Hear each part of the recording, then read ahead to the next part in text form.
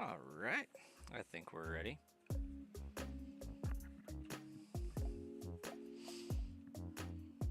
At least as ready as we will be. One of my kids keeps screaming my name, but I can't isolate which one it is.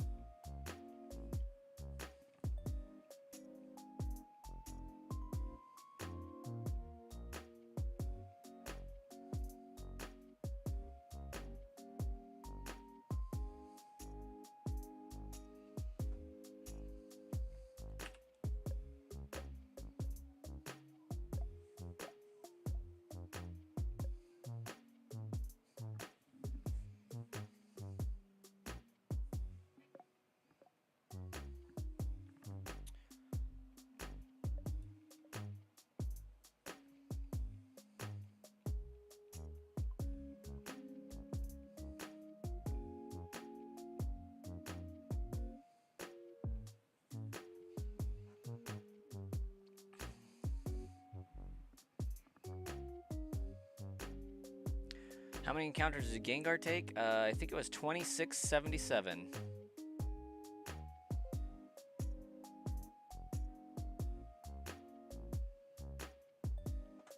Sylvia, welcome.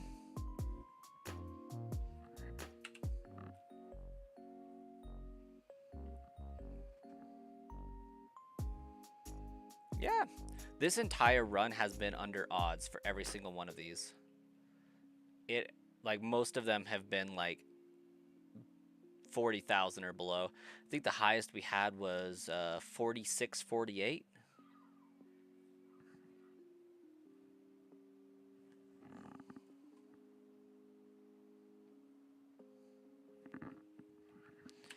Very lucky run so far.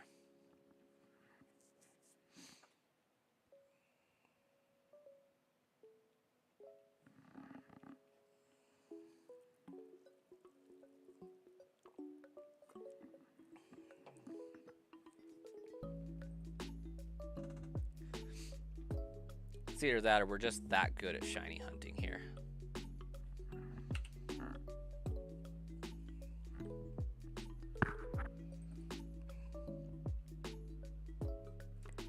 Maybe it's that we're not shiny hunting, we're shiny finding.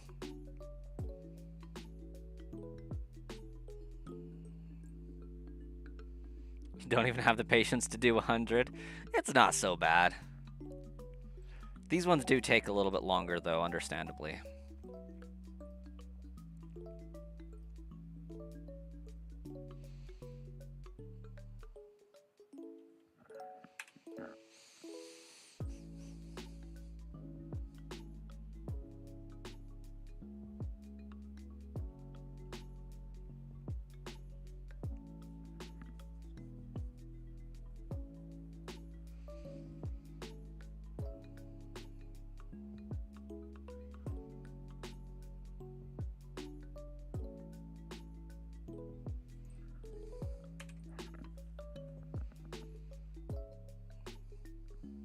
It's really not so bad as long as I do it while I'm streaming, because then I have people to talk to and converse with, and it actually goes by really fast. Like, I'll put in 2 hours tonight on it and probably get like 150 to 200 encounters. It'll be whatever. It'll happen. It's not that bad.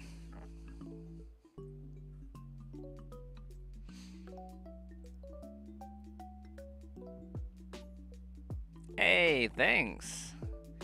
It kind of goes with my headset here. Got a good old Gengar Razor headset. Pretty sick.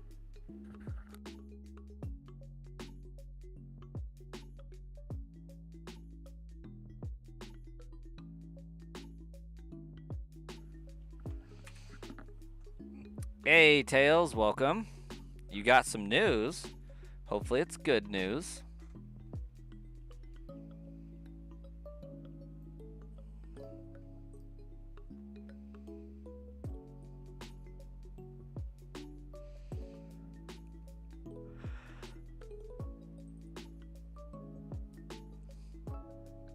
I feel like I need to get a Gengar Hawaiian shirt. Like a Hawaiian Gengar shirt.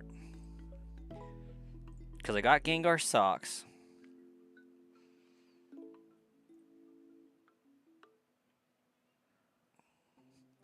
You got your first voice acting gig. That was with the one place, right?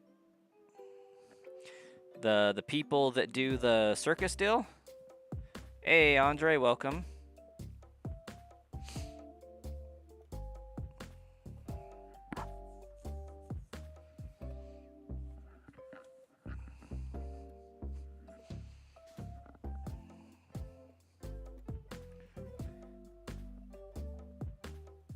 If it's purple, yes.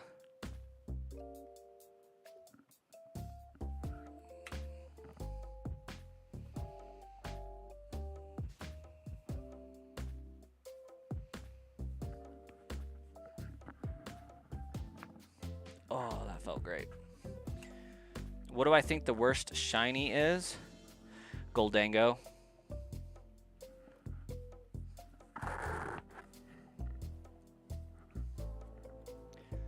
No excuse for it to just be a belt buckle.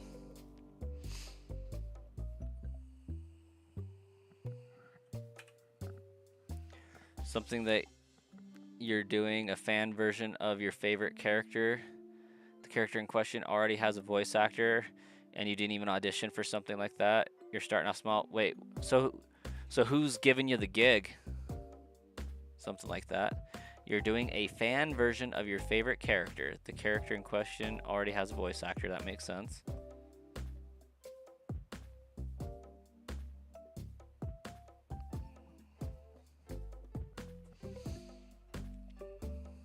So is this more of like another YouTuber has asked you to be a voice actor, or is this like a personal project?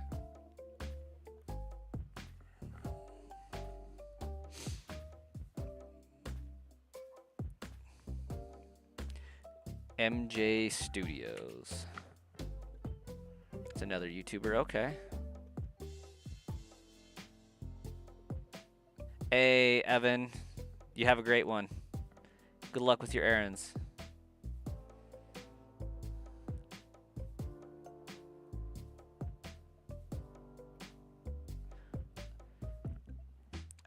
I'm going to say that that is Evangeline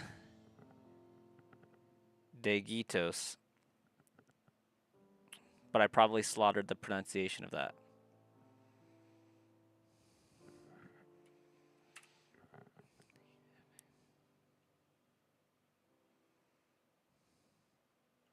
Oh, neighbor's throwing off the fire alarms again. That means my kid's going to freak out and lose his crap here in a second.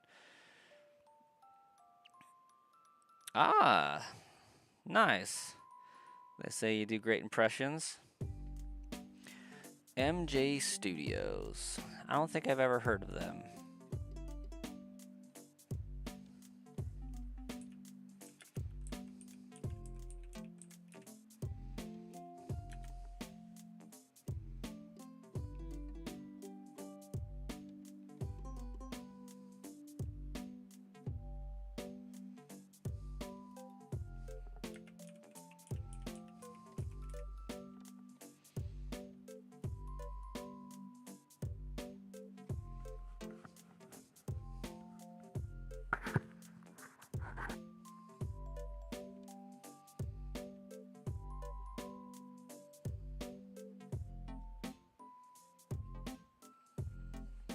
I think I found him.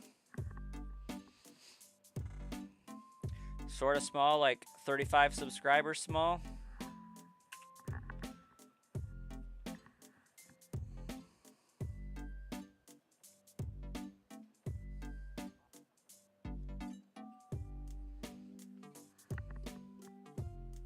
He has over 10K. I definitely found the wrong MJ Studios then.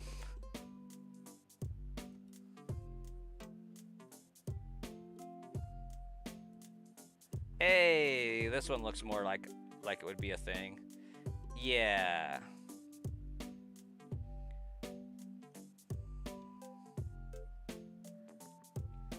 That makes more sense. Yeah.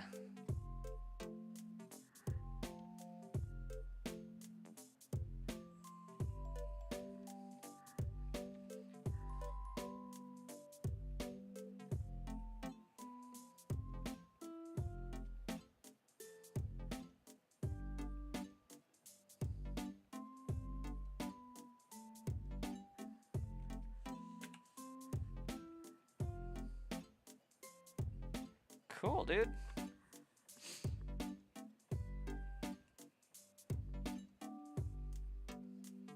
He'll be working with you on your second video.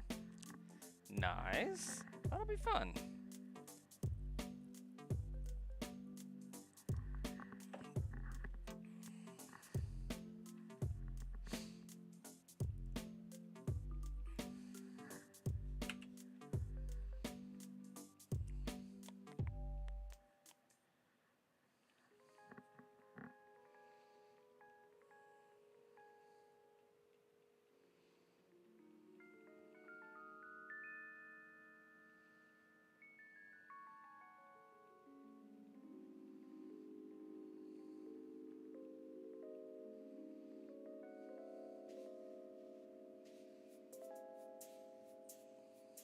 You know what can wake up Snorlax?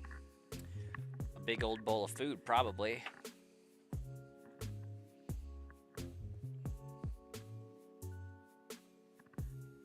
Perhaps a semi-truck would also do the trick.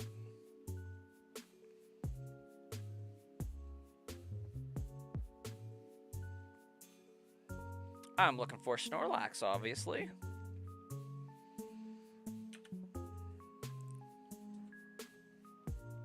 Xylon, welcome. I did shave. I did today. Samantha, welcome.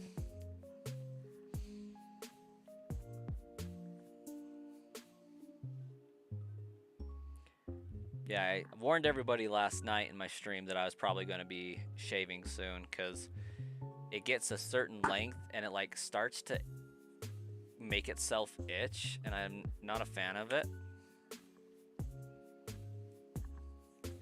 So it had to go. I knew something was different. Hola, ¿cómo está?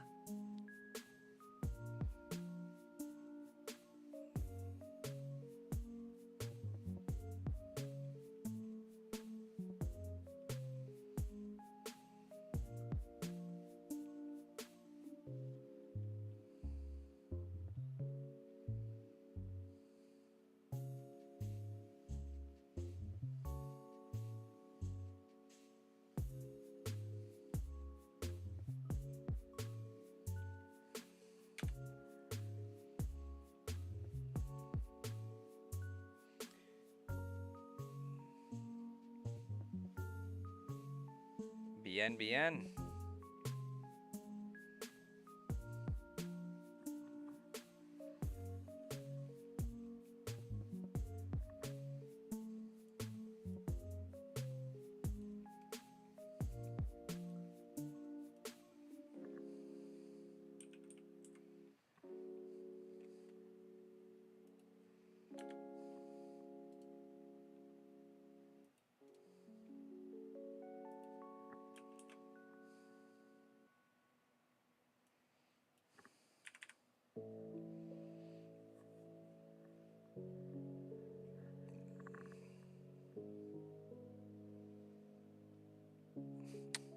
Or maybe Starbucks. Get this Snorlax some coffee. Could work, could work.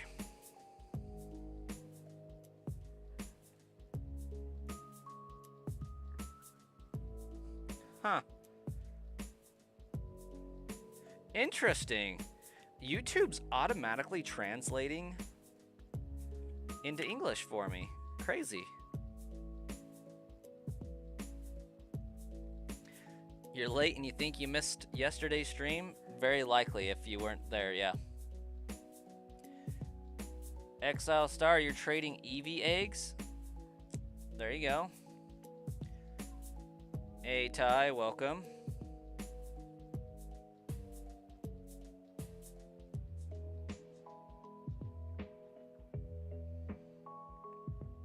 Xylon, I do not have a girlfriend.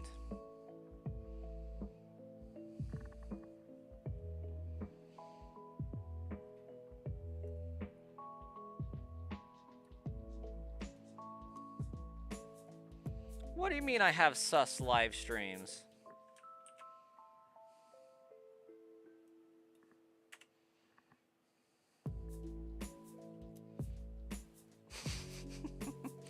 You've been having a good time watching my live streams? Good, good. Snorlax is your favorite Pokemon? Heck yeah. A sub for me hunting it? I'll take it.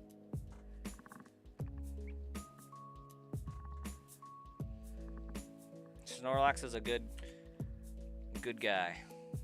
We like Snorlax here. I do have a wife. That's why I don't have a girlfriend.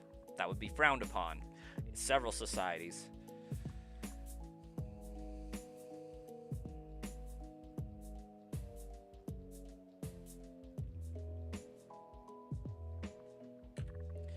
Hey, Cappy. Welcome. You'll have to keep using your Sprigatito. I agree.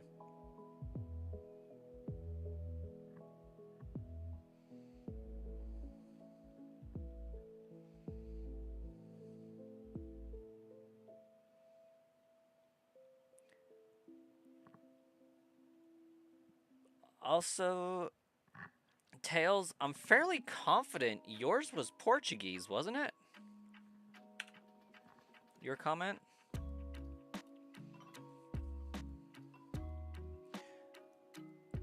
You slept on a jumbo blanket and now your neck's killing you? David, welcome.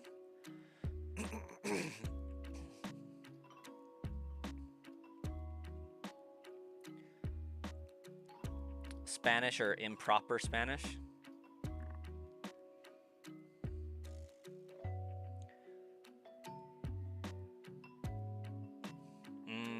Yeah, okay. Tiempo. Okay. I'm following.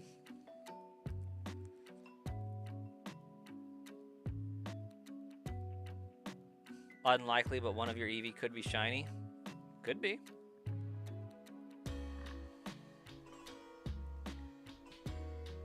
Right when you hopped onto my stream, you noticed something was off. My facial hair is off.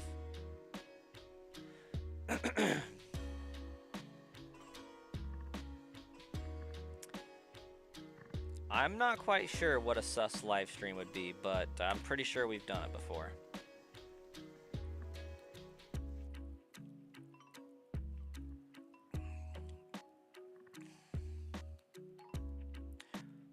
That sounds awesome, DuckTales, but I do not know what that means, but it sounds like a good thing.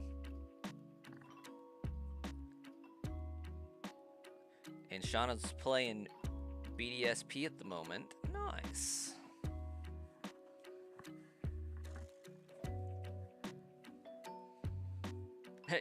You've seen Susser?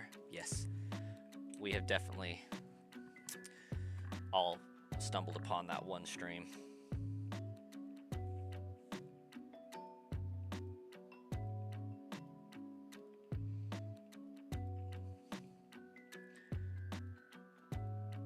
Sus means yours in Spanish, but it also means suspicious. Don't be suspicious, don't be suspicious. You know, in slang terms and whatnot.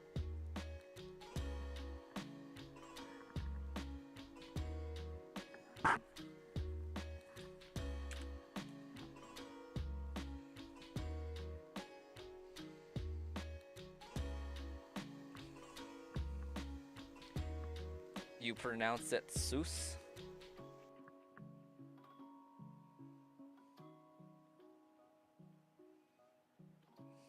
Like Jesus.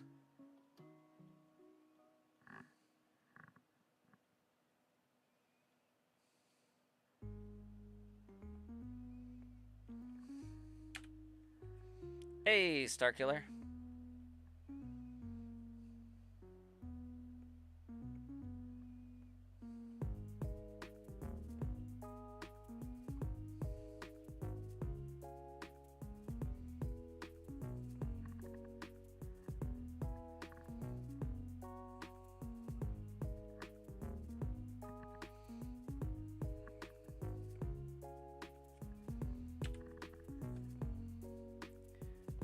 Alright. I'll be back. Maybe.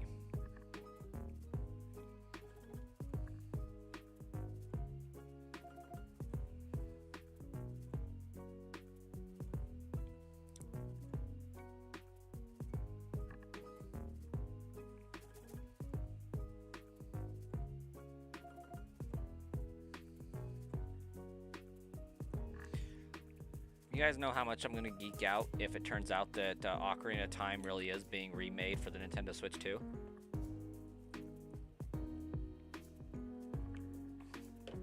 If only because I know that if they remake Ocarina of Time, Majora's Mask is going to be shortly behind it. Forever and for always. Because they always use the same engine. They always use the same assets, so like you are literally less than a year at this day and age away from having a second game sellable if you just make the first.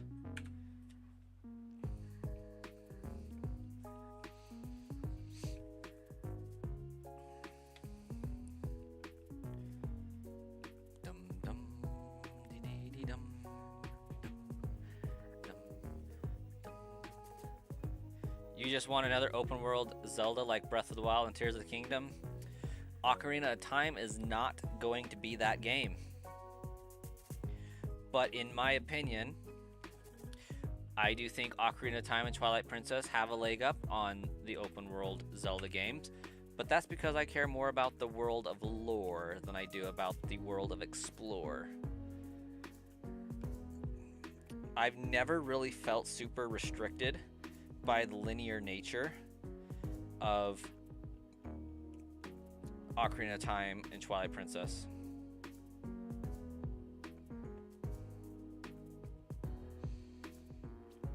Found out that you're not a big Zelda games fan after going back and trying their older games. Fair.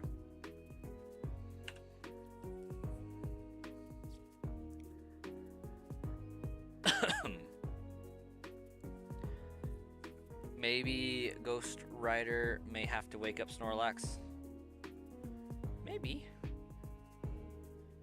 Ghost Rider. You caught a Fletchling to hatch easier? Fletchling has Flame Body? Huh. The more you know.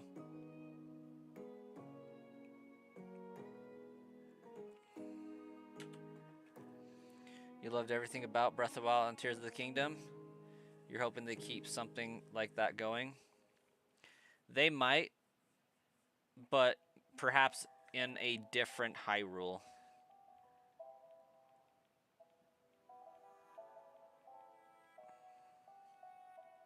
Is it bad that it's nearly impossible for your hands to stay steady?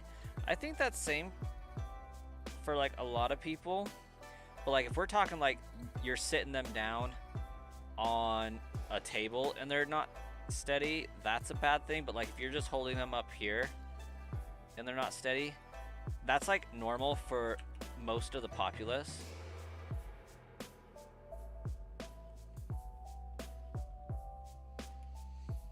Listen, Starkiller, I just need them to make Breath of the Wild and Tears of the Kingdom make sense.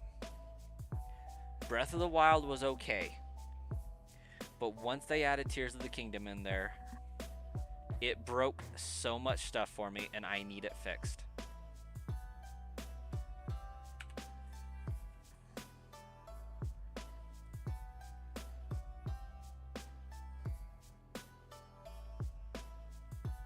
I want to know how they have a new Hyrule creation story. Like, what happened? Did Hyrule get destroyed, or do we have, like, a new creation story happening?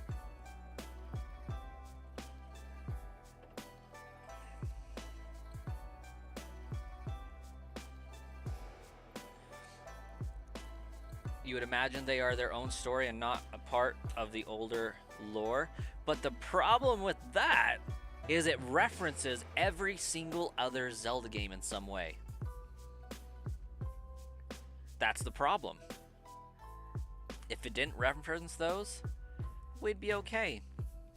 But like somehow, Princess Zelda there is acutely aware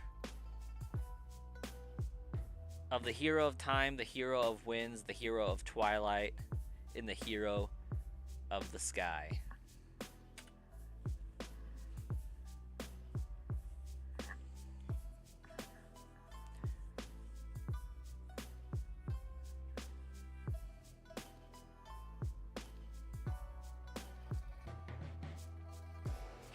But it's also possible that they take place in a world where the timeline never split.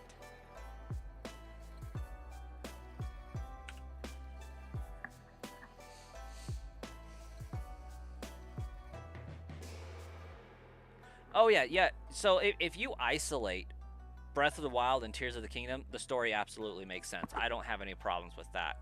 It just doesn't make sense in the grand scheme of the Zelda universe. Because the age-old question for those games is, what timeline do they belong in? Because they reference all three timelines, and that can't happen unless we're in the other timeline of Skyward Sword. Because Skyward Sword actually creates two as well that's not commonly talked about.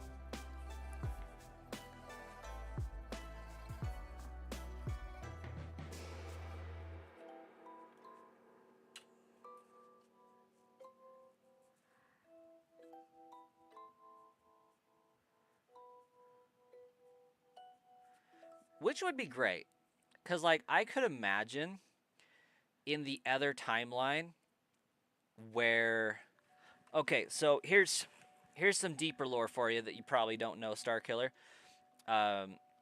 We do know that Ocarina of Time created three timelines. Hero is defeated, hero is successful adult timeline, hero is successful child timeline, right? It's all because of time travel.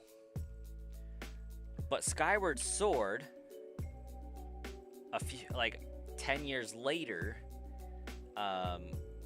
does the creation story for the entire Zelda series. In it, you have Demise. He jumps up out of the earth somehow, wreaks havoc. Goddess seals him, sends her people to the sky until the chosen hero can come, be born into the world, and defeat him, right?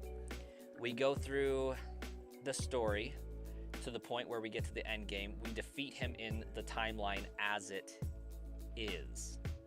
And so there's a timeline to be had from that point going forward, which is heavily alluded to be the one that we see descendants from, because he is the original hero of time, but the hero of sky at the same time.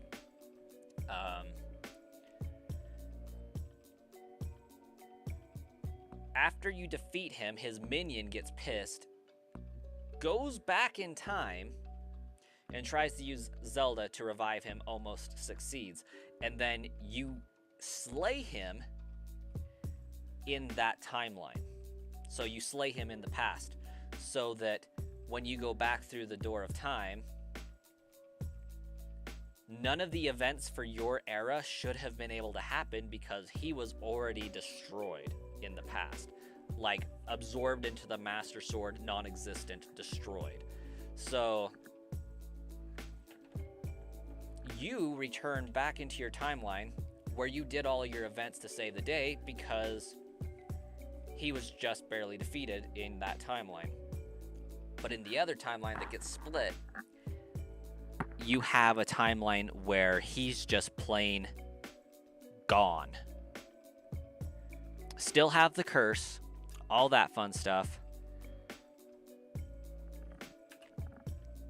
But the goddess can bring her people down to the earth a lot sooner. And the earth there can be inhabited, or the Hyrule there can be inhabited. I think that would be the different creation story. Because you still have the Master Sword. Because while it is created in the present moment, I think it gets left back in the back in time part. But I could be mistaken on that one. But there is still the possibility for a Master Sword to be created in that timeline. So, it could be that those follow the... And that's what most people have been like, that's probably more of where it belongs. And somehow in that timeline, you have events that are able to be referenced. Because anything in the Downfall hero timeline could happen at any time. Because the fallen hero isn't exactly referenced like that. But Wind Waker could still happen. You could still have a hero of winds without a great flood. You could still have a hero of twilight. You could still have a hero of time in that timeline as well. But one that doesn't split off factions of the timeline. Yeah, there are a few different versions of Ganon. But I just need Nintendo to make an official statement, because right now it drives me bonkers. Fantastic games, though.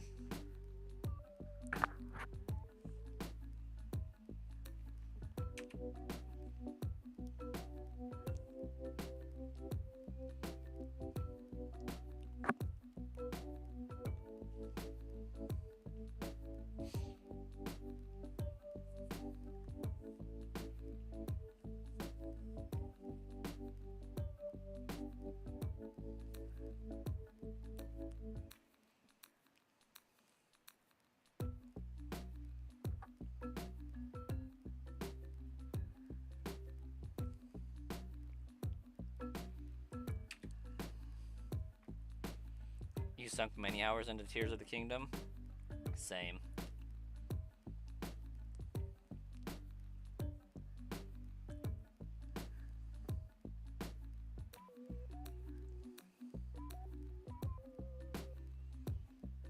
I've probably played through like Tears of the Kingdom like 4 or 5 times.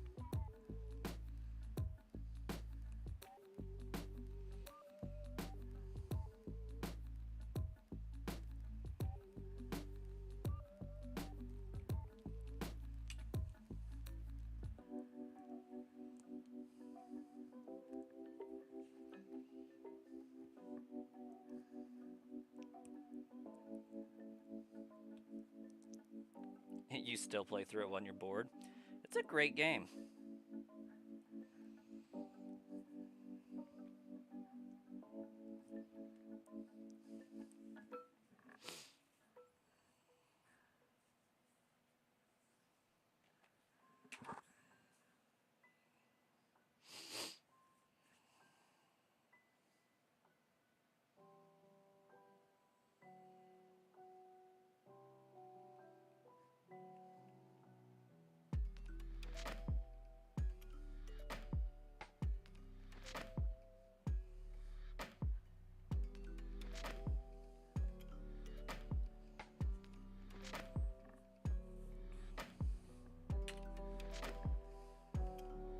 You want to 100% it now that they have the app available to help find items?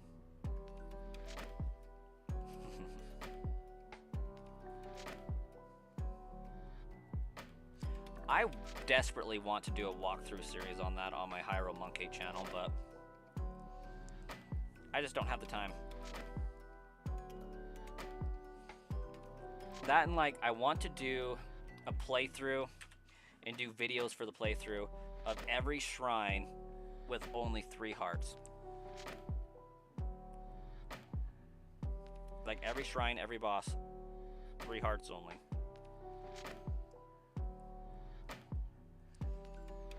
To prove that you can do it in basically any order.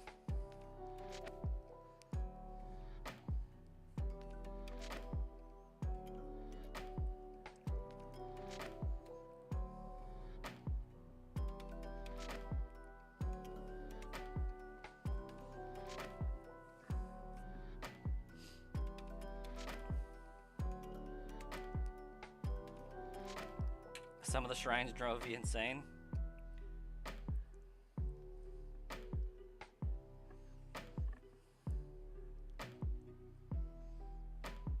I like finding the ways to do the shrines that weren't intended.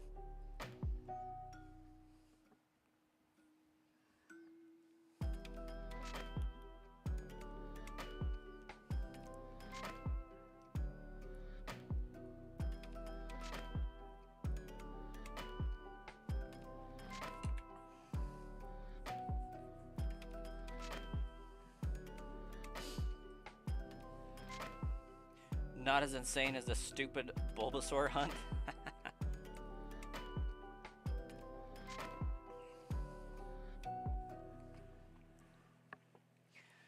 Maybe I should finally commit to doing my Zelda series on the Switch too.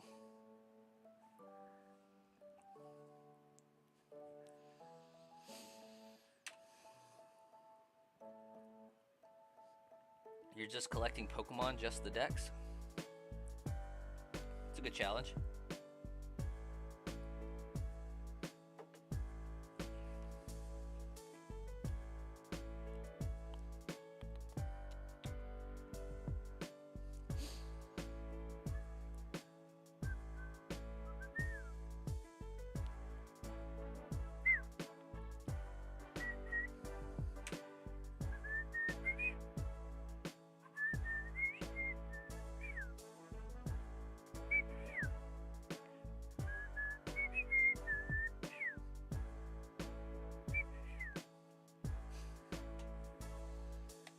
Ed, Nitty.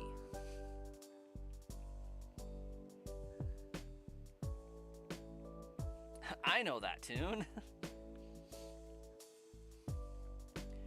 It lives rent-free in my head. And it is probably the reason why I never watched SpongeBob growing up, is because it gave my mom PTSD, and she's like, absolutely not again.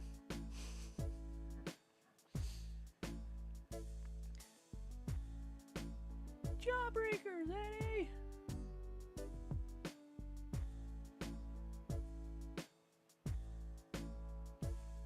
Chickens, Eddie! That's what it is. Oh, for sure. For sure.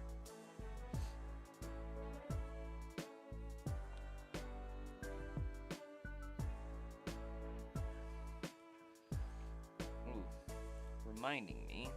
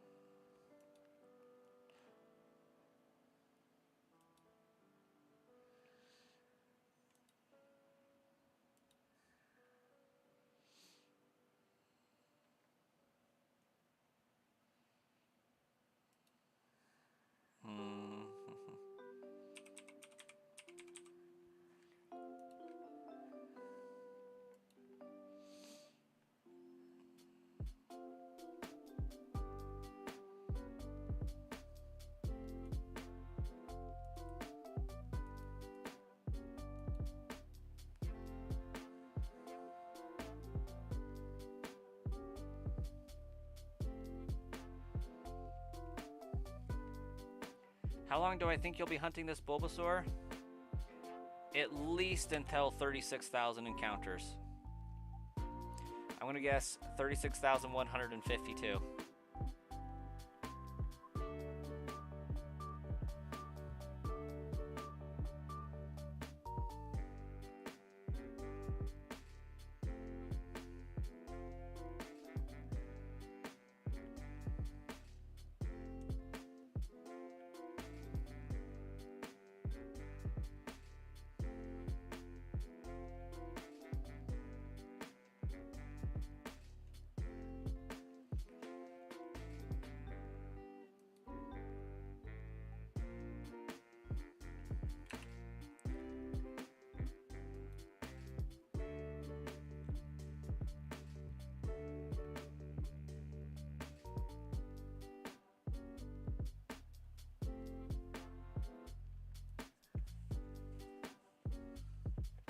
How many encounters is 60 hours of resets?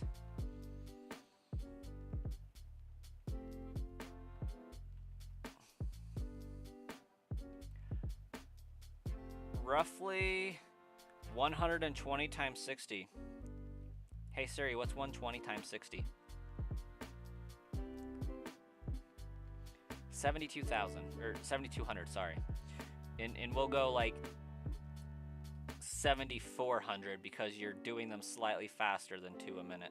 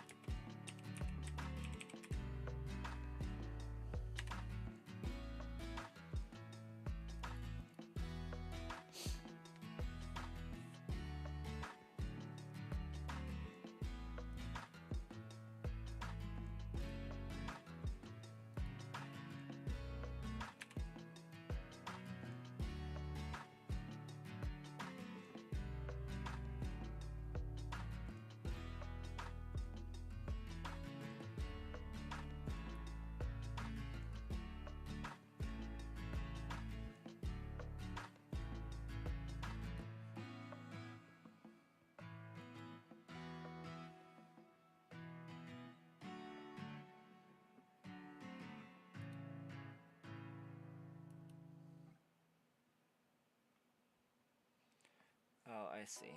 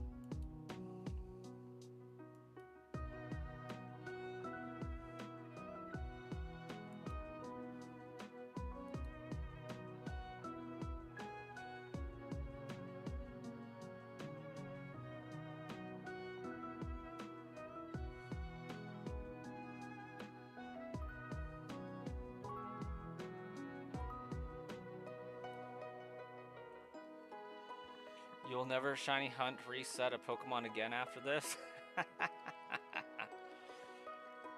Man, it's really putting you through the ringer.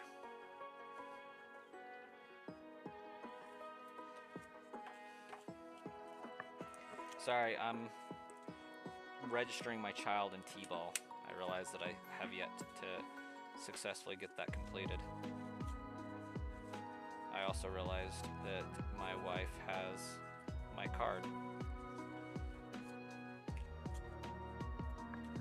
Well, that ain't gonna work.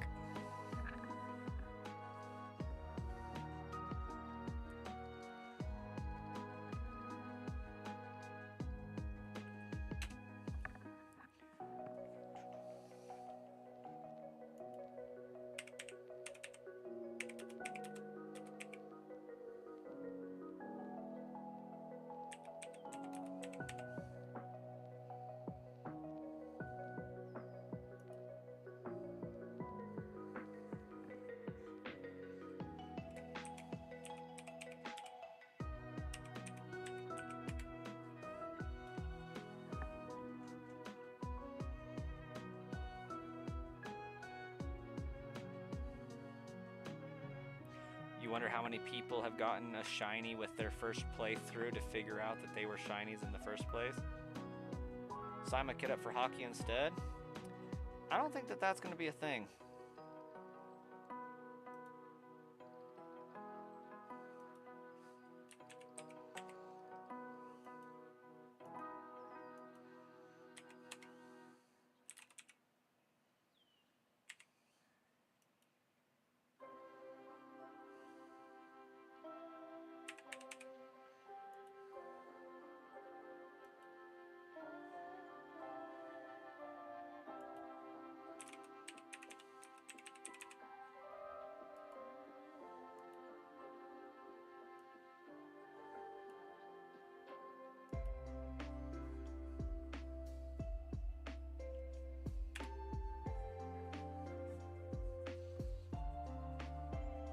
Oh shoot. I have my card information memorized now. I don't know if that's a good thing or not, but... Hey, Joseph!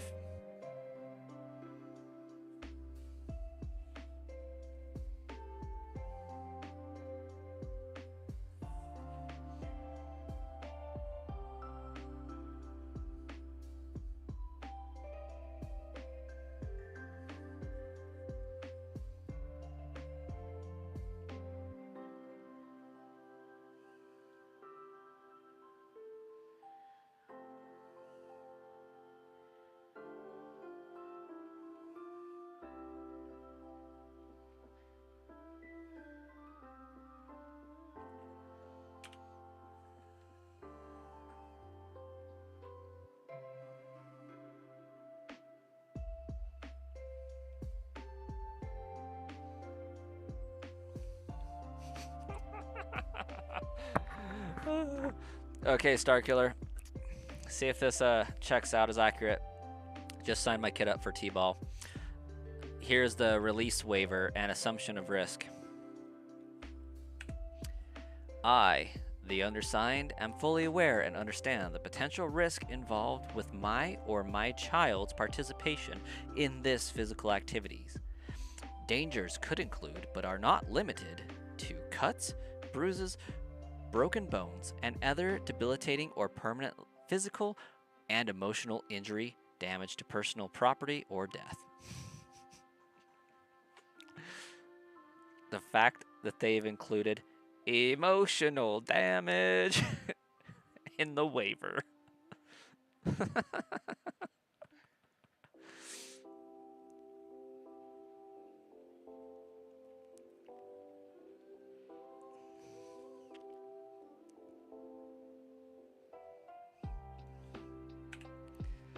They are really covering all their bases. They're covering their bases harder than they will in the game.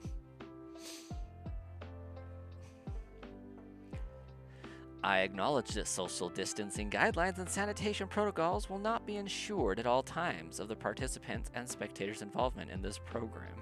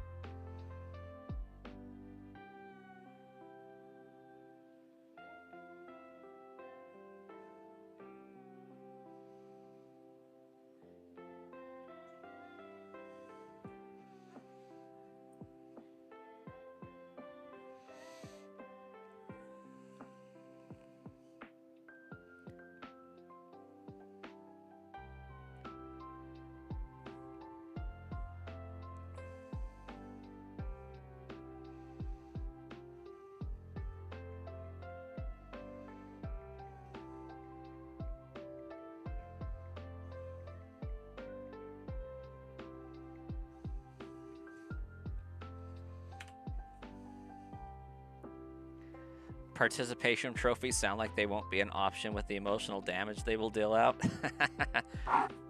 Yeah.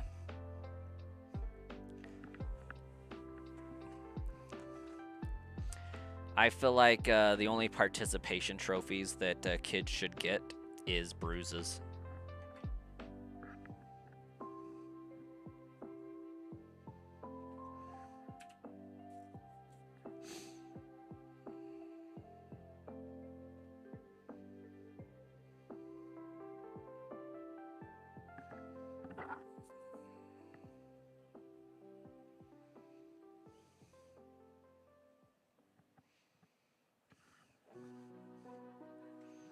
You would make your kid throw them away if he got one. If they got one, yeah. It's like, sorry, bud, you didn't win.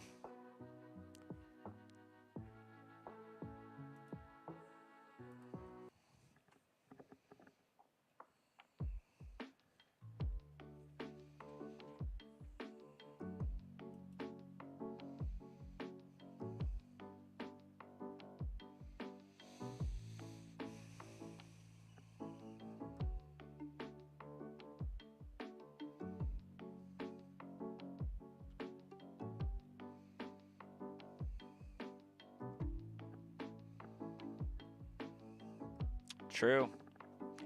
You gotta get good. Gotta do the best. Go plus ultra. All that.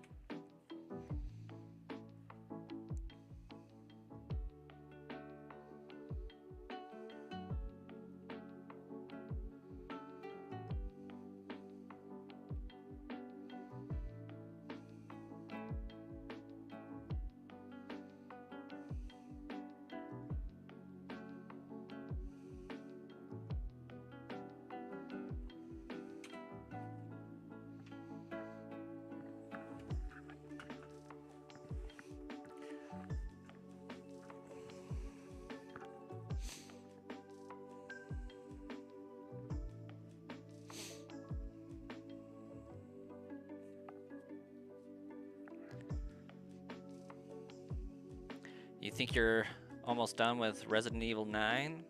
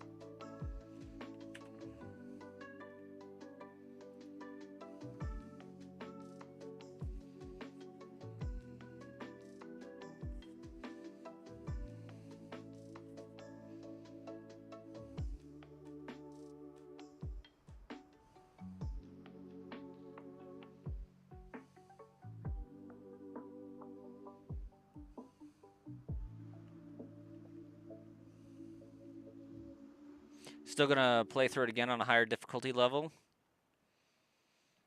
Yeah. That'll be fun.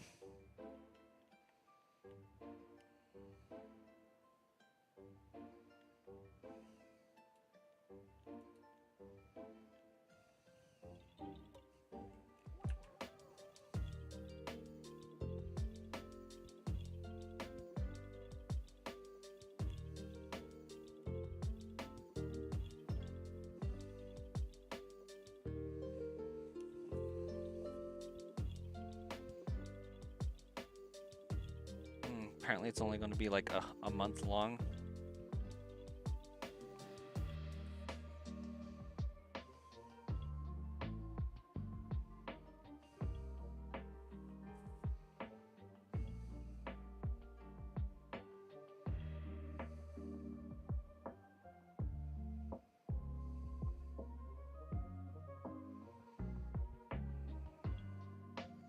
You know, people have deemed these best zombie games ever, but in your opinion there aren't? Yeah.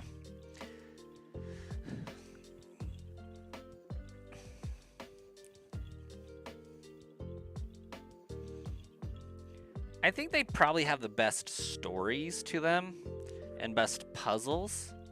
Resident Evil's an interesting one. But yeah, I definitely wouldn't say best zombie game ever.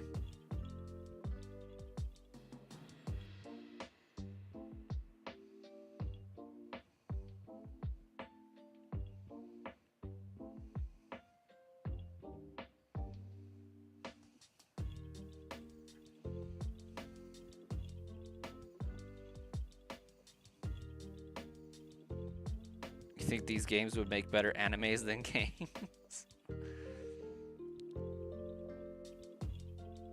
Nah, I do love Resident Evil like 2 and 3, 1 and 0.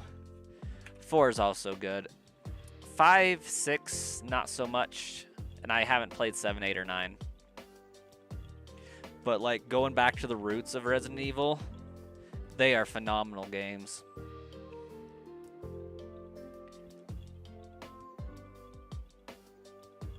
Just the way it makes you think, solve puzzles, manage resources and all that. It's crazy. I'm just gonna snap a screenshot of that.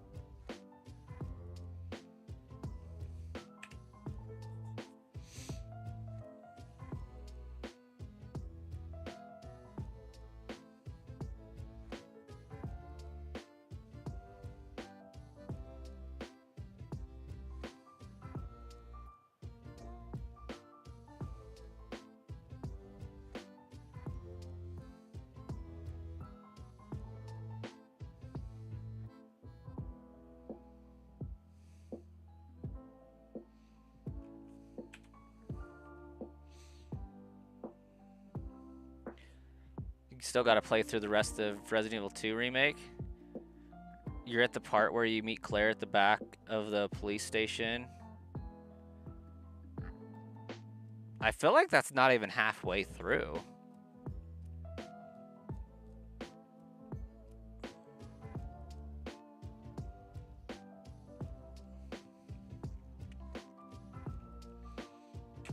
Because, like, the police station is only half of the game.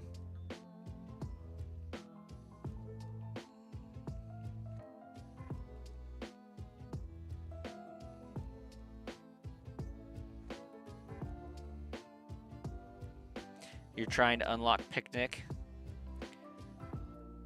so you can breed your Eevee a bunch of times. Or bathe them. Bathe them.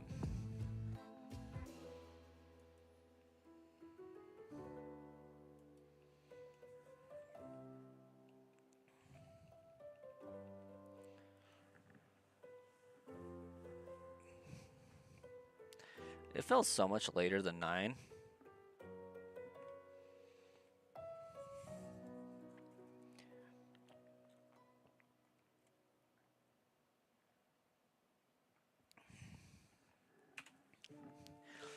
Oh yeah, Starkiller, you've got a long way to go.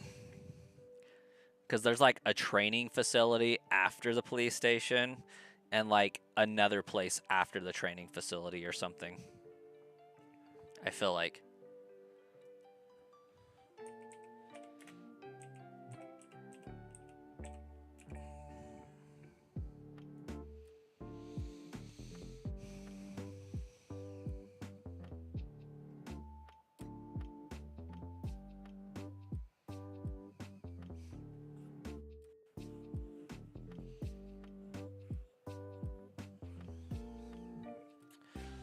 Oh yeah.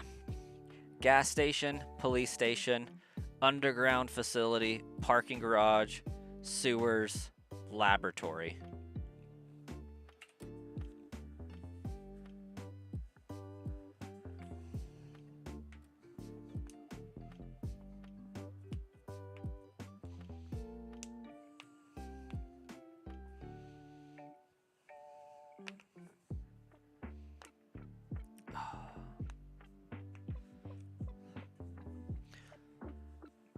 Oh, not to mention Claire's side, which has an orphanage in it too somehow.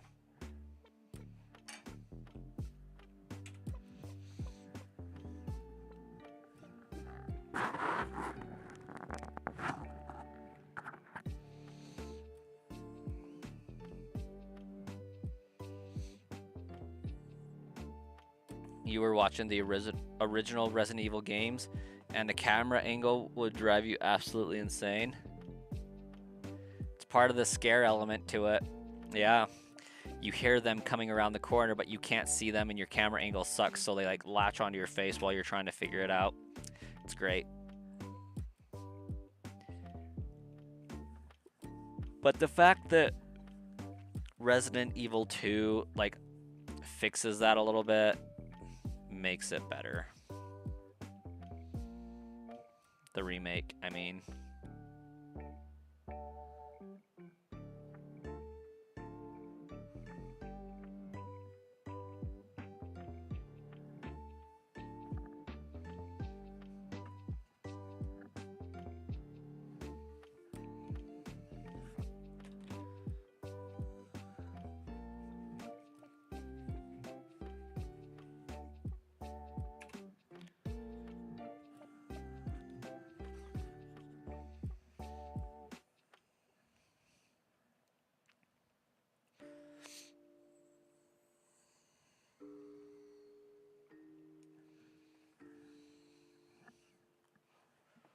You were playing with your headset on, and you wish the sounds were more accurate because the sound is never where it sounds like it's coming from.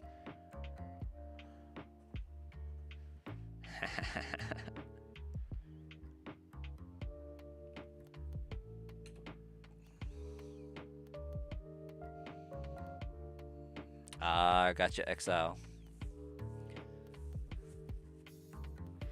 Best viewers?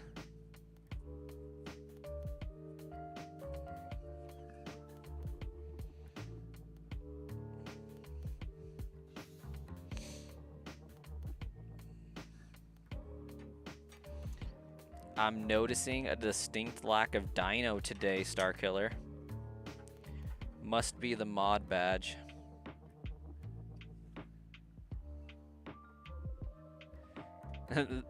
They do a great job at jump scares, though.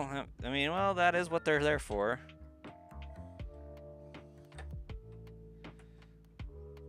And freaking impossible battles with Wesker. That's what those early games are known for. Ah, so it is true. What? You working with Wesker?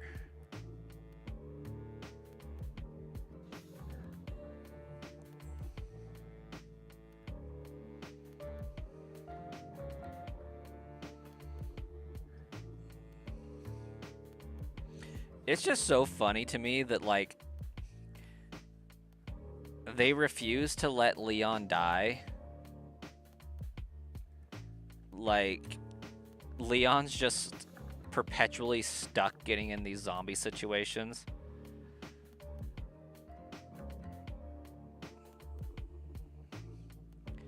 I mean, Claire technically, or not Claire, Jill technically did die.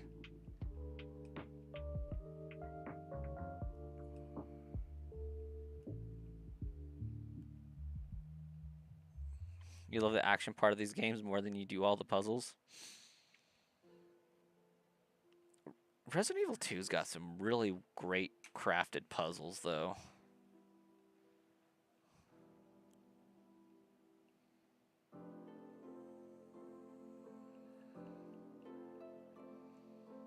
I haven't played 7 and 8.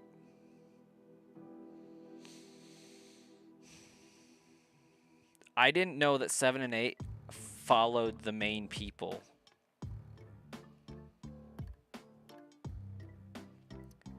And I also didn't know that 7 and 8 tied into the rest of the games. I thought that 7 was a reboot.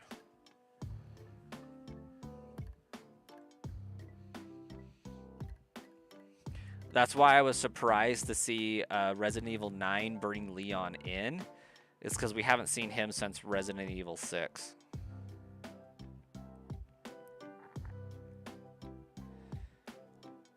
And like Chris was Resident Evil 5 again.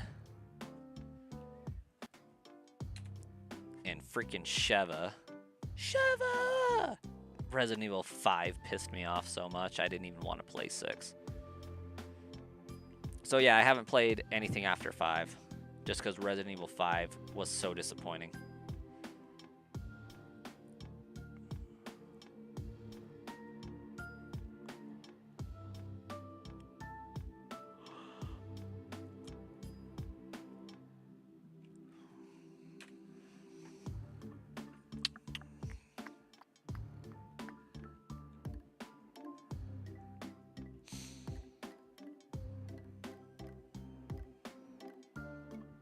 A lot of people say 6 is one of the best ones. Oh, that's scary. I mean, Leon is in it, so like, I could see that.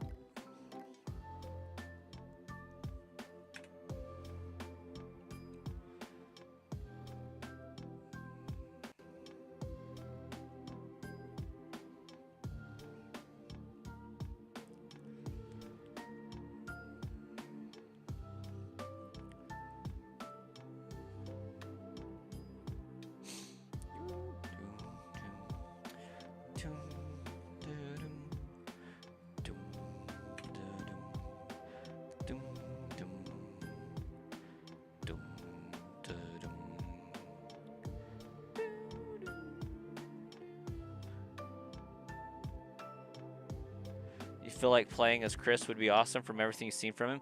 Yes, you're not wrong about that. However, the forced co-op play nature of it is extremely annoying. I lost and had to start over more times in that game than any other game. Sheva is more useless than Ashley from Resident Evil 4. And what I mean by that is, in Resident Evil 4, whenever you're with Ashley, your job is to keep her alive. She doesn't fight, she just gets carried off. Your job is to stop that from happening. Sheva tries to fight with you, but gets in places where she runs out of ammo. You have to worry about healing her up, and she just gets killed all the time.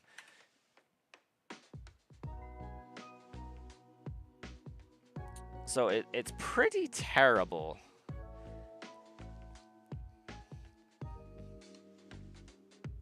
And like, don't get me wrong, Resident Evil 0 had a feature where you would swap back and forth between, I think it was Claire. No, it was Rebecca and Billy. And you had to manage your resources accordingly. But like, you never really, and they do fight at the same time, but the auto fight seemed to be a lot better at that point.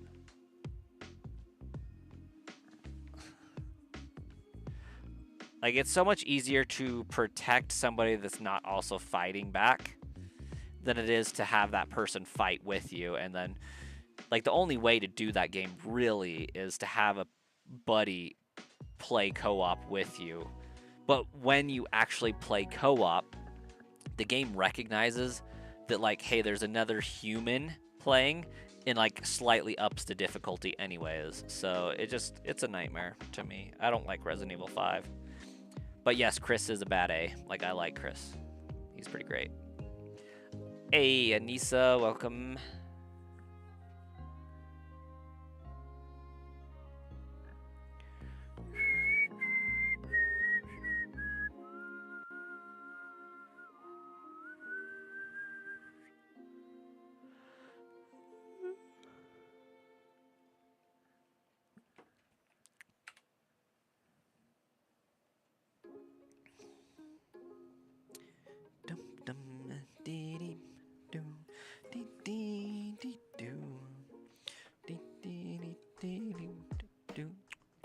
Hey, there's Dino. We were throwing shade at you earlier.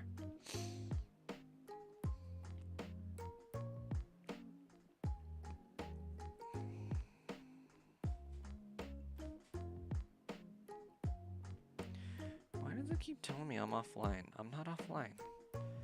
I've been streaming this entire time. I'm live. Dum dum. Dee dee dee dee dee dee dee dum.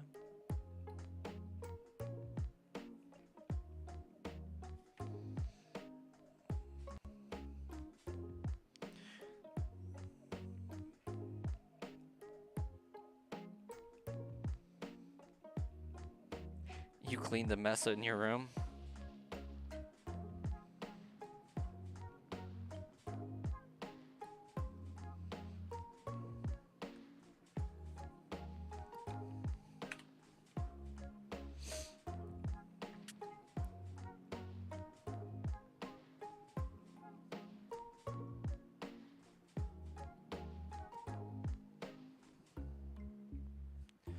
It's almost like it keeps cutting out.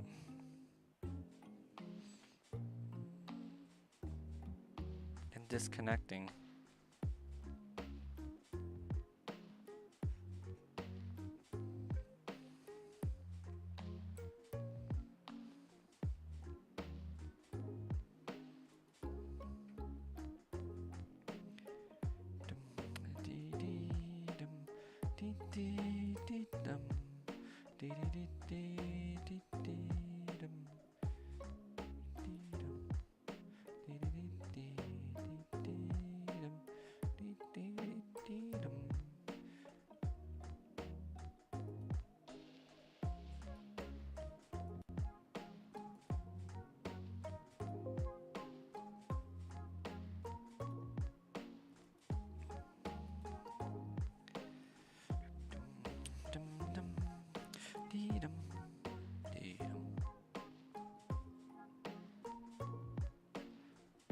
What is what black and white bit?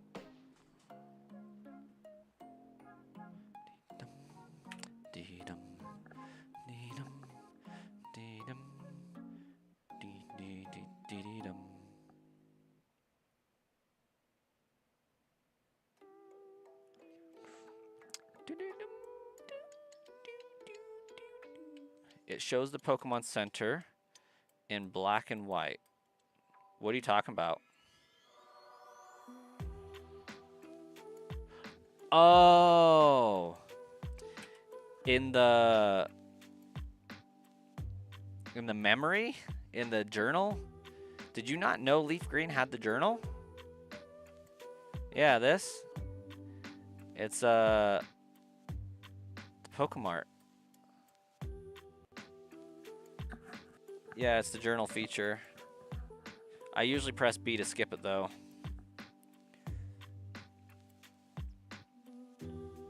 That was me trading Pokemon with my Fire Red copy. While I was off stream, I went and caught a few Pokemon to trade over to Fire Red.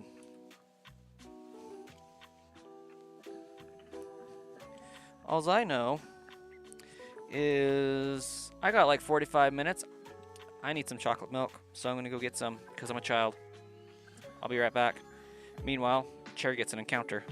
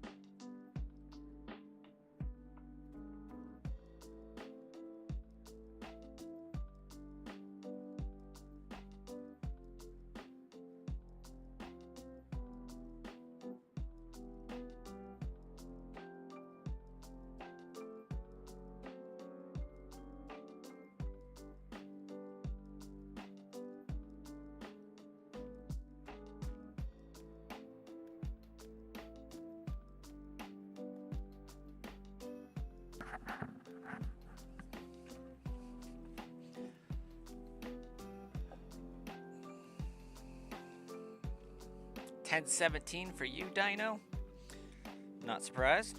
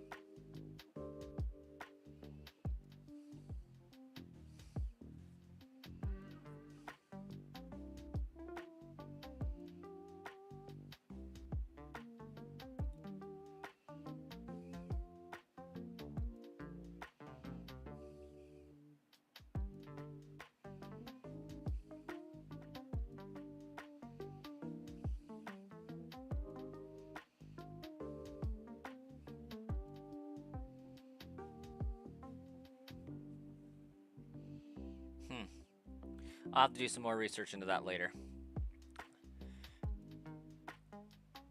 Janice, welcome. RJ, how you doing?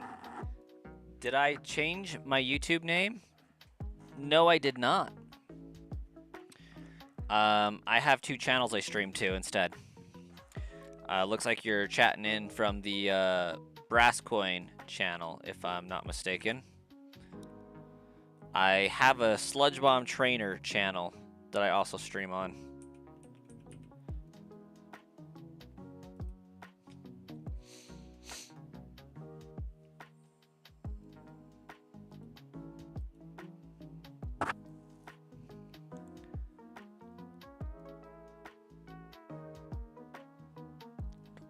When you shake your phone, my headrest shakes a lot. Huh. Interesting. Well, no, RJ, you're on the main Sludge Bomb channel. You're on the horizontal stream. I see you now. I see you.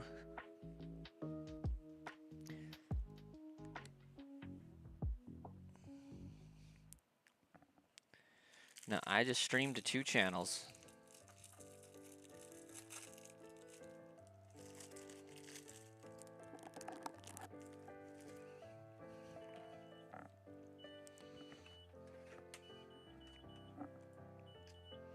Well, that's annoying.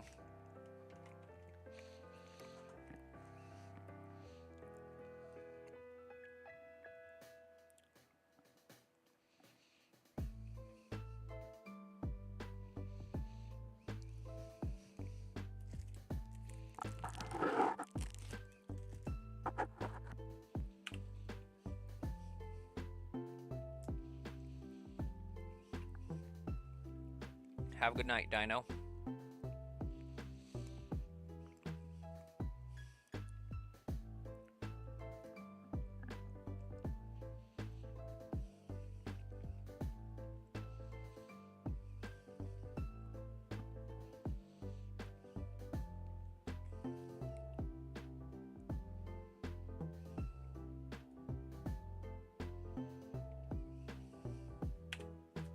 I love how you're on the channel that you're not mod on.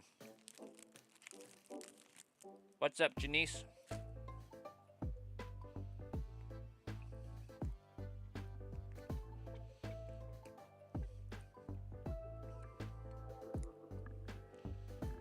Or Janice?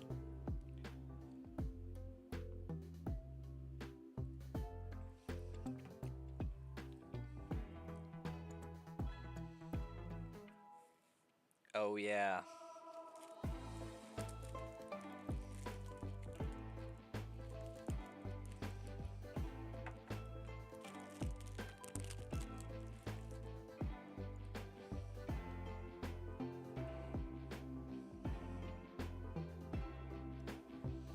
Absolutely not. Snorlax still sleeping in this gen? Heck yeah, he is.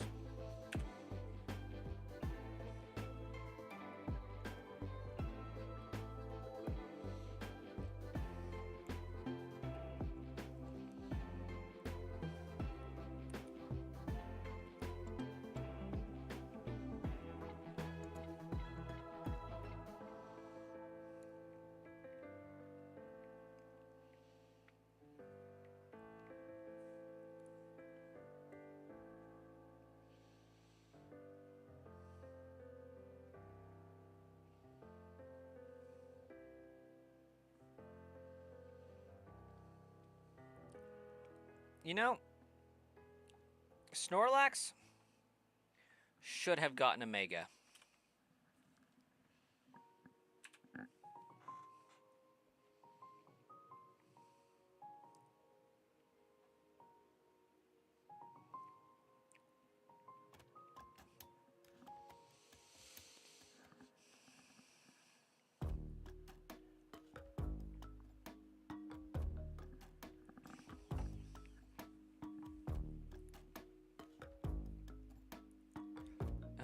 Mega Snorlax is gonna be hard.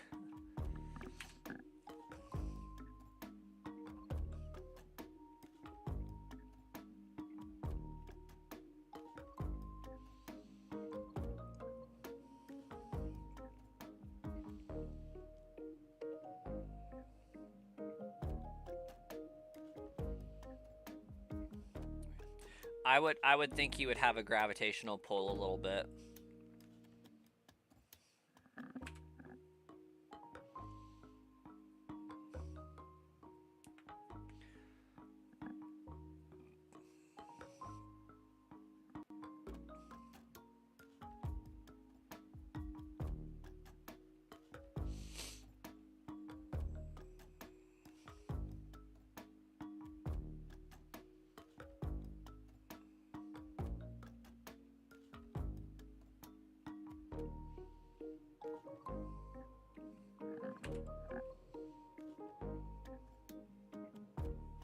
Negatory Dino.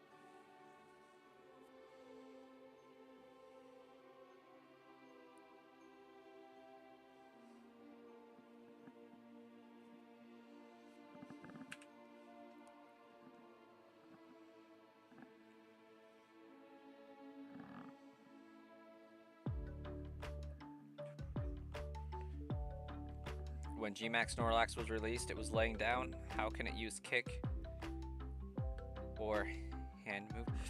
Valid question.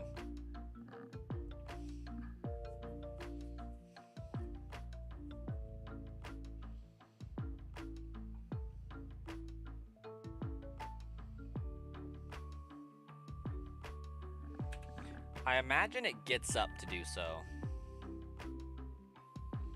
Then again, babies do like to kick, and they can kick pretty hard laying down. So I imagine a big beefy Snorlax could kick pretty hard laying down. I just don't fathom how it hits anybody.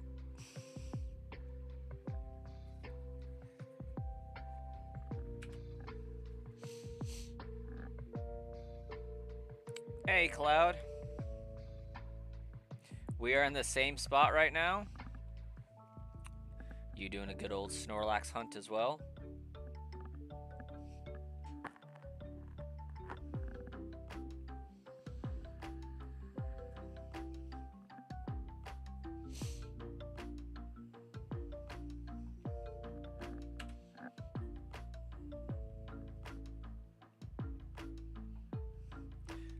Likaranma, welcome.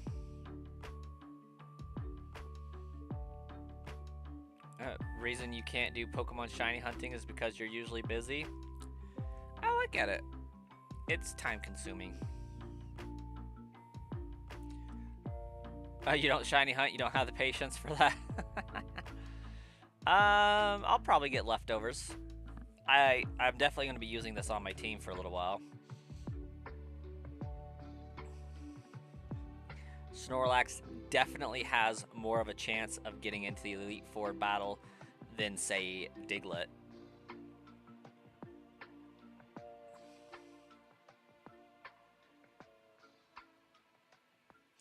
I haven't been playing any champions at all.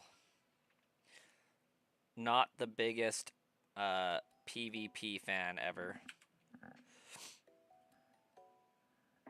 The like goal? What about the like goal?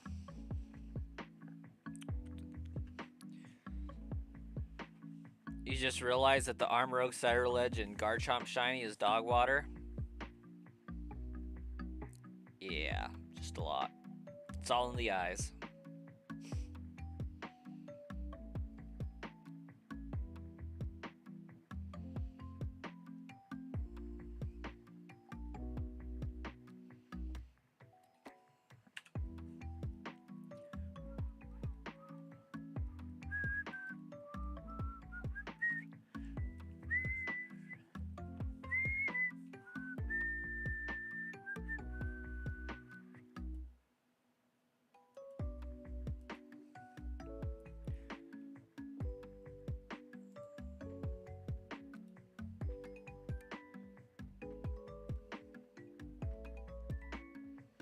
What do I do if the shiny I caught have the wrong ability or wrong nature?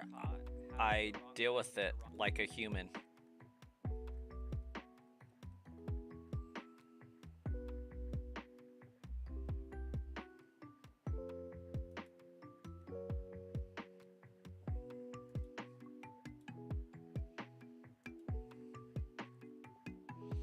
It's about all anybody can do, really.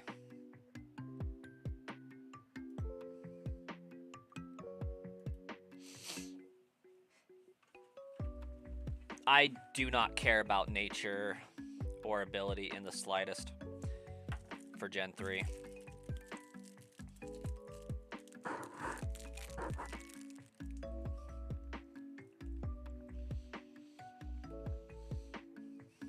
What we get is what we get. For example, I really didn't want a shiny Pharaoh, but here we are. Spearow shined, so we took it and said, it is good. Let's move on.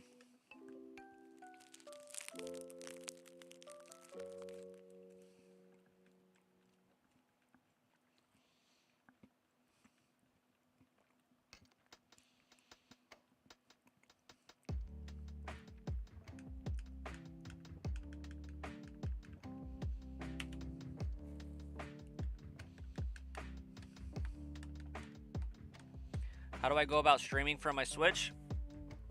What's the starter kit? So,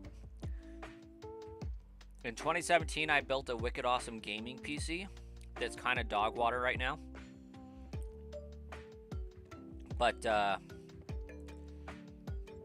have a Elgato 4K Pro capture card installed on my motherboard. And so that takes an HDMI in. It has an HDMI out as well, so I could play on my TV if I wanted to. But I run the Switch Dock's HDMI cable through my capture card, and it pops up on my PC.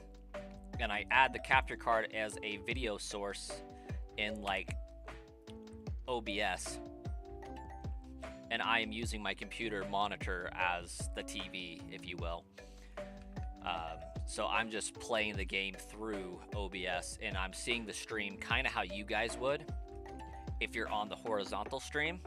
But I also have like a little window that shows me what it looks like for the vertical stream as well.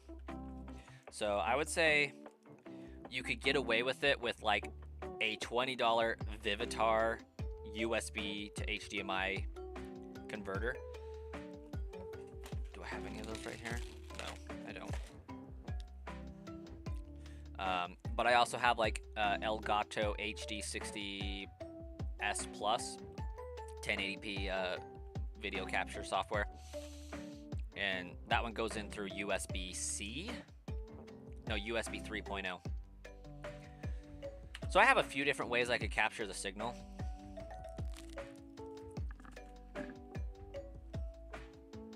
But you could do it for $20.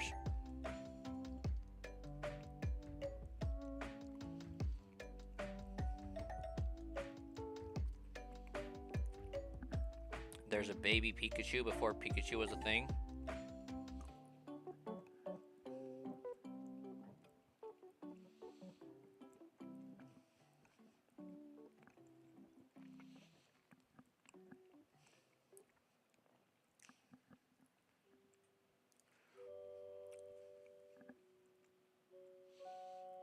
I could believe that would happen.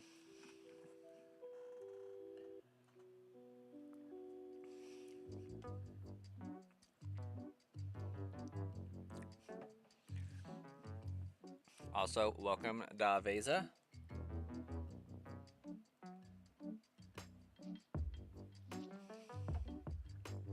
Maybe it's just a runt. Give the little guy a break. I'll go grab my capture card here. Give me a sec.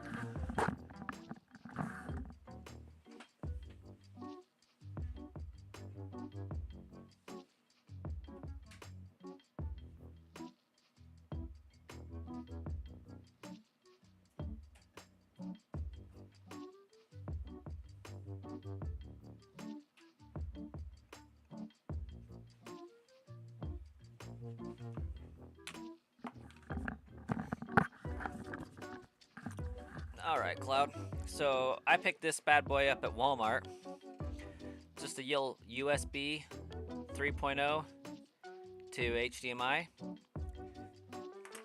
Captures the video no problem. So for like 24 bucks, you could capture your Switch game input or output. Easy peasy.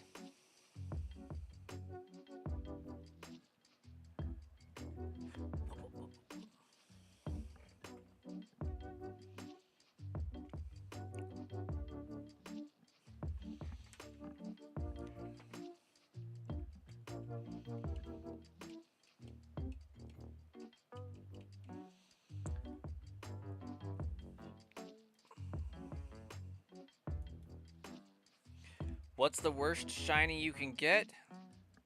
Shiny Goldango.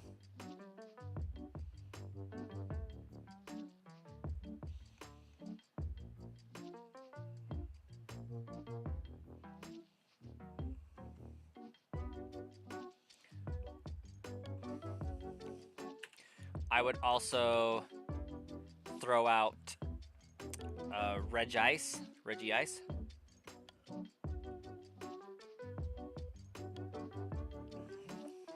That one's pretty terrible.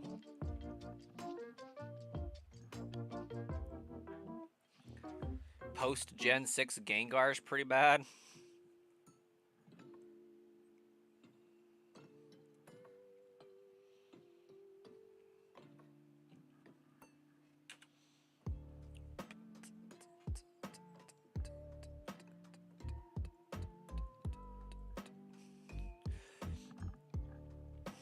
Facts, Daveza. Shiny Dragonite is booty cheeks, but shiny Dratini and Dragonair is peak. They look beautiful. We might actually get to do a shiny Dratini hunt here in this run. I'm debating it.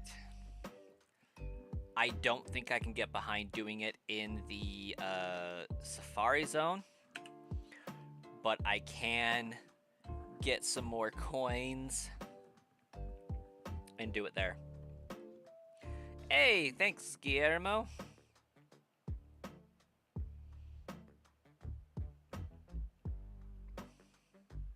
We found it at 2,677 encounters.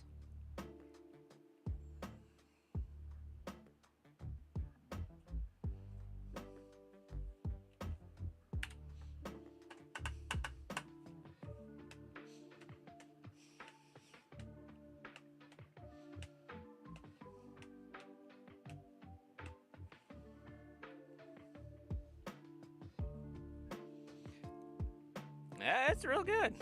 I like it. We're wondering when we're going to find this Snorlax, if it's going to continue to bless us with quick shinies, or if Snorlax is going to be the one that takes the turn for the forever shiny, like Starkiller's Bulbasaur.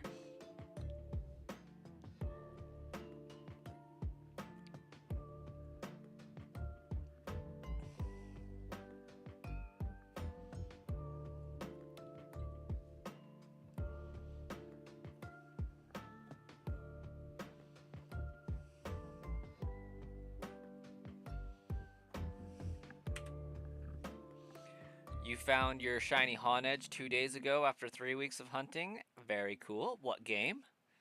Is this Legends Z to A?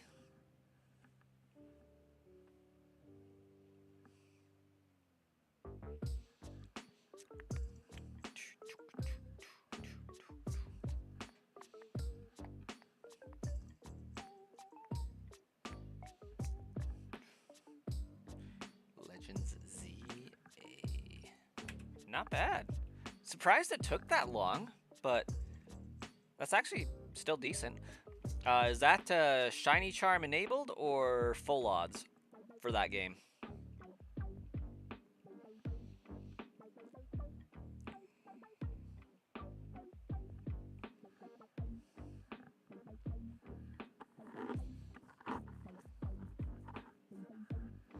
You found a shiny Zubat on XD Gala Darkness a while back. Solid find. That's your coolest shiny context-wise? Oh yeah. You were looking for a Wooper? I think my coolest shiny is the bonus disc Jirachi Wishmaker. I think that one's always going to be my favorite shiny. Or at least, not my favorite shiny, but like the my favorite hunt that I finished. Maybe I should say my most impressive shiny.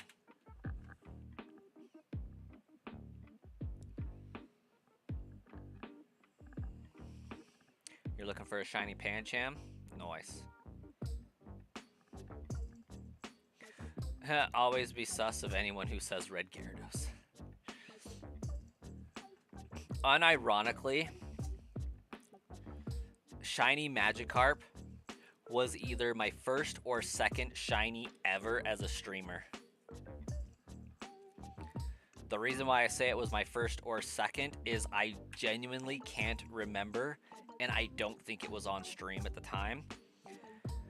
But I was playing through Sword and Shield kind of at the same time, and I was looking for... I was grinding some Pokemon on one of the games, and I found an Aegislash. Meanwhile, on the other game, I was in the DLC or something. I was riding my bike down a river, and there was like a school of Magikarp coming. And so I was riding desperately away from the Magikarp because I didn't want to be in a battle, and I got slapped in the face with a fish, and it ended up being shiny. So that was like a cool one as well. But I can't remember for the life of me which one happened first. As far as like for sure the first shiny I ever found on stream, like that I was hunting, that was Regigigas, and that one was really cool because I was like either the second or third person to find shiny Regigigas and post about it, but I was the first one to get a video up about the find. So that was really cool. Back in like 2019 when, or maybe it was, yeah, it was around about then when the DLC came out.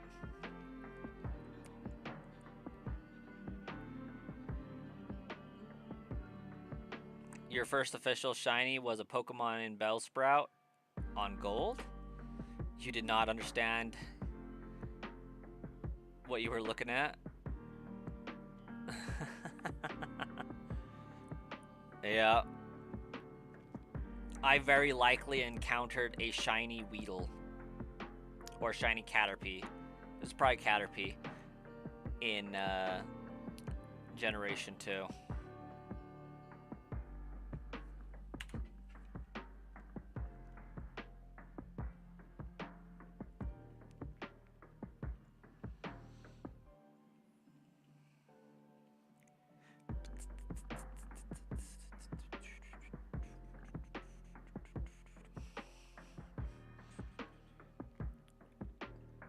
Yours was unironically a Pikachu in Viridian Forest. Nice. Always good for the scare factor there. Having a family member be like, dude, what the heck's your problem?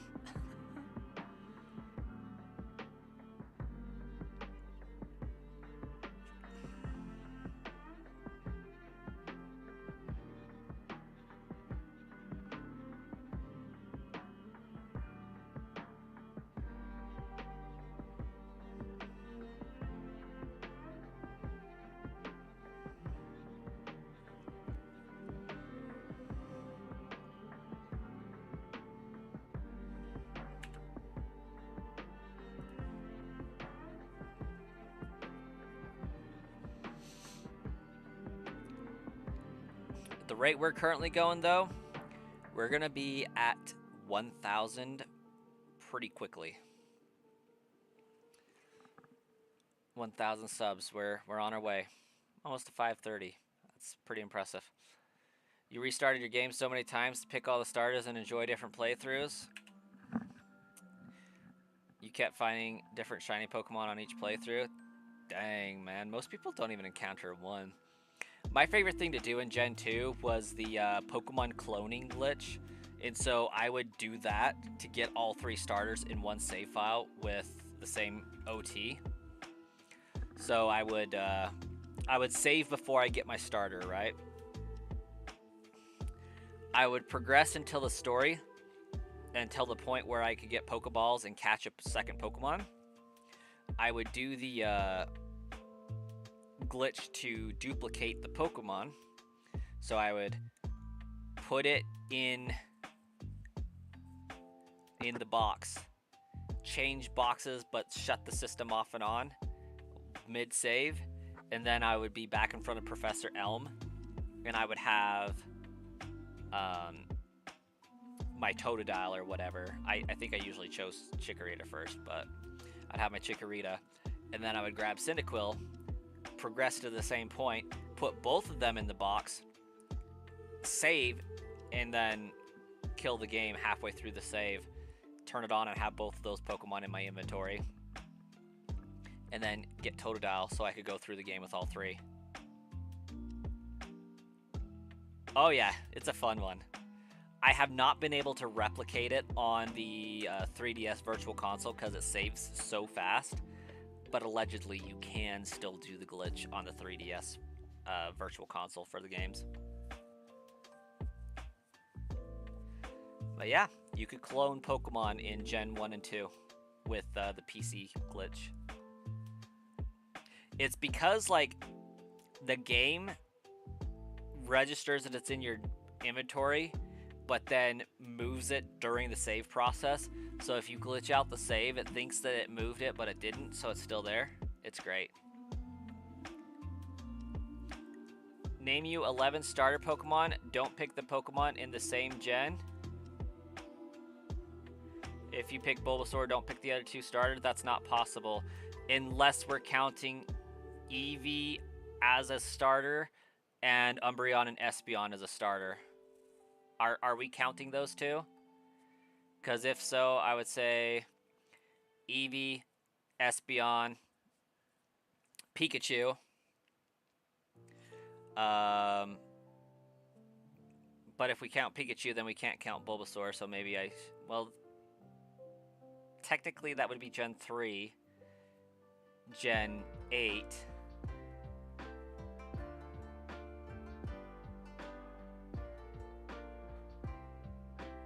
But then Eevee and Espeon would also be Gen 2, but also at the Gen 3. So it'll be 9 then? Yeah, because there's only 9 generations if it's currently. So then we gotta go with Charmander, Totodile, Mudkip, Chimchar, Oshawott, Froakie, Litten, Scorbunny, Sprigatito, and then Gekwa for Gen 10, and then counting the starters for Pokemon Coliseum, gotta go with Umbreon.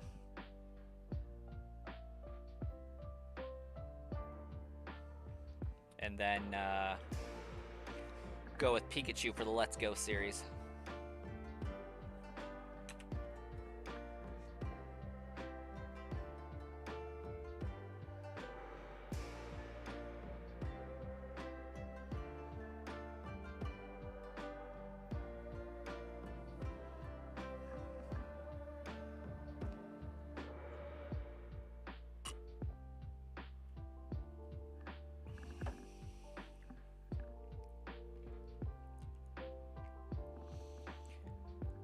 If I had a chance to recolor a shiny Pokemon, who might it be? Goldango, I would make him platinum colored.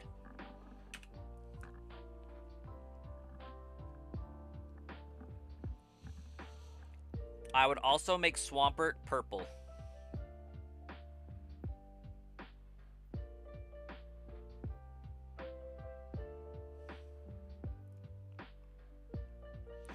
Yeah, that would be the Gigantamax Pikachu and Eevee for having Let's Go Pikachu Eevee save files on your game, and they can't evolve because then they wouldn't be Gigantamax Pikachu or Eevee.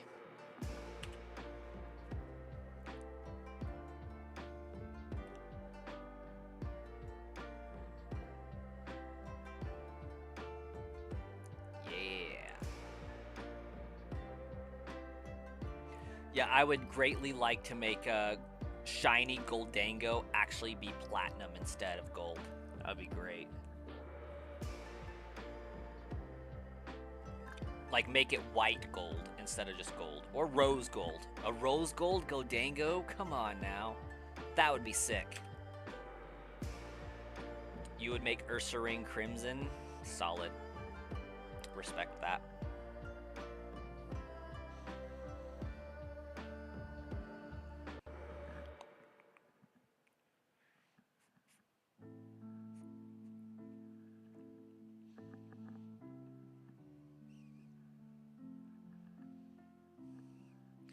Name you 15 normal type Pokemon, but not including normal flying.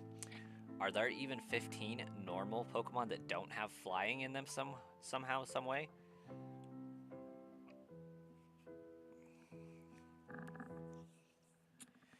Rattata. Meowth. Chansey. Clefairy. Jigglypuff.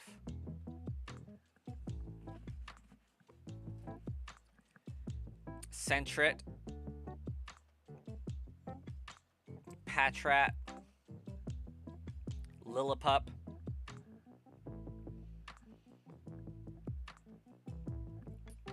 Poochyena. Zigzagoon.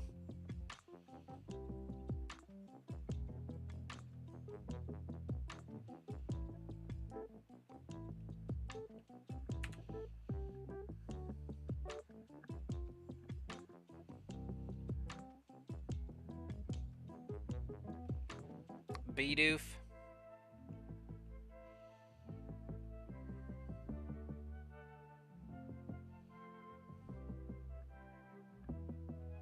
Squovit.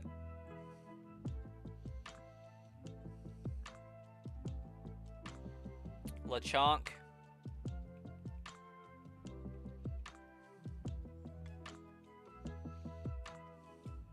Miltank. Stantler.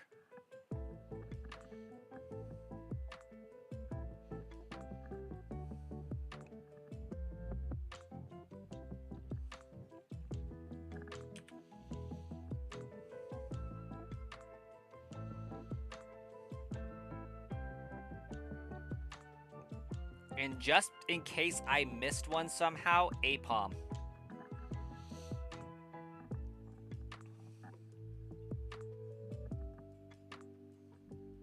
And Tauros. As a bonus.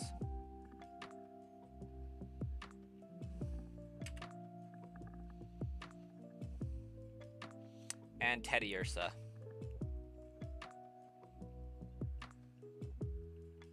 Snorlax also.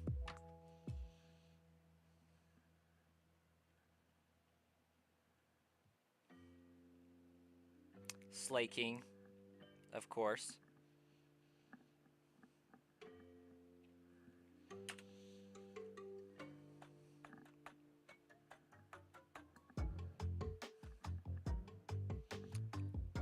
I would totally eat a Miltank.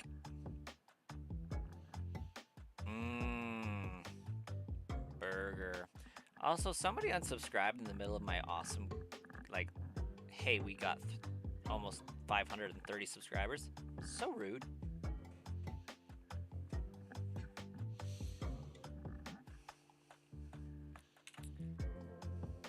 I'm extremely leery of eating tatsugiri and like vanillish in cottony, not cottony, Swirlix.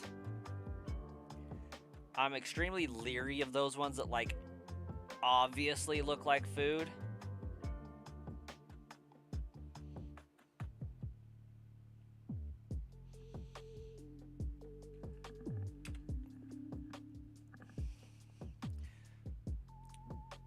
But they do eat Pokemon in the Pokemon world. I just don't know what Pokemon they eat.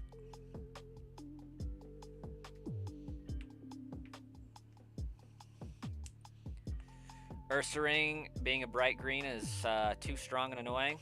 I agree.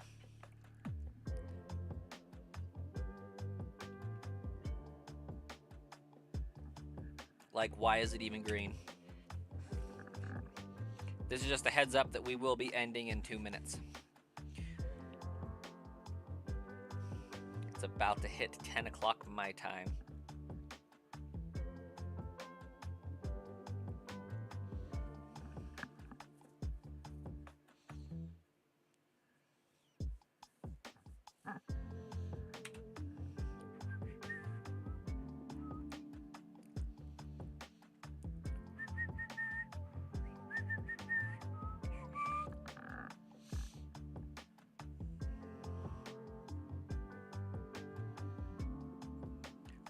Slowpoke and Magikarp get eaten for sure. Absolutely they do.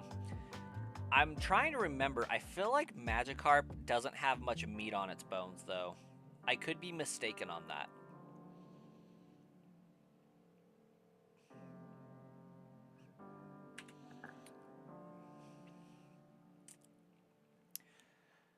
Guillermo, I got questions.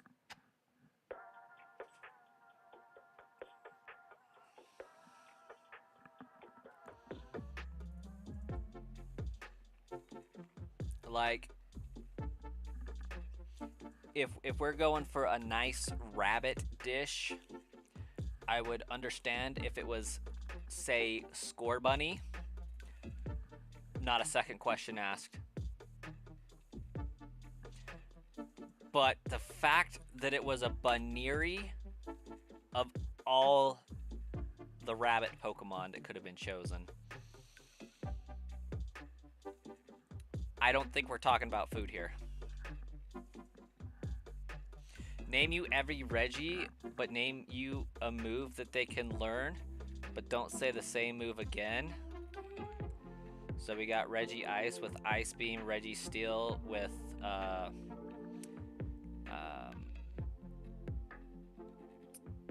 Iron Defense. We got Reggie Rock with Superpower. We got Reggie Gigas with Earthquake. We got Reggie Alecki with Thundershock, and we got Reggie Drago with Dragon Breath.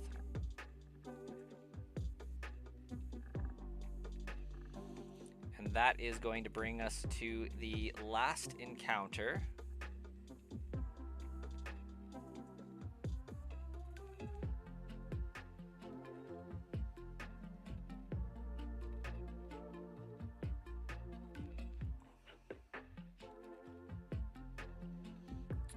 With no shiny luck today. But that's okay. Gives us something to work on later. You think a roasted Baneri with a cooked apple in its mouth seems like a tasty dish? Okay. I can respect that. Nice little rabbit dish. There's just a lot of Rule 34 Baneri low punny, so I had to double check there. So we will catch you all in the next stream.